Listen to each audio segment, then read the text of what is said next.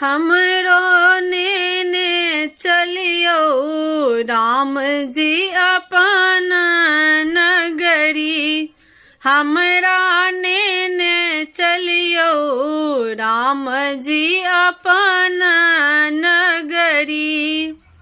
अपन नगरी हे अवध नगरी। अपन नगरी हे अवध नगरी।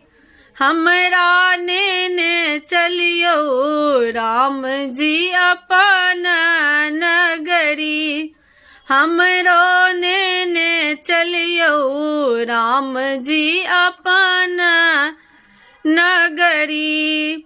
बहुत दिनन से आस लगाओल, बहुत दिनन सँ आस लगाओल।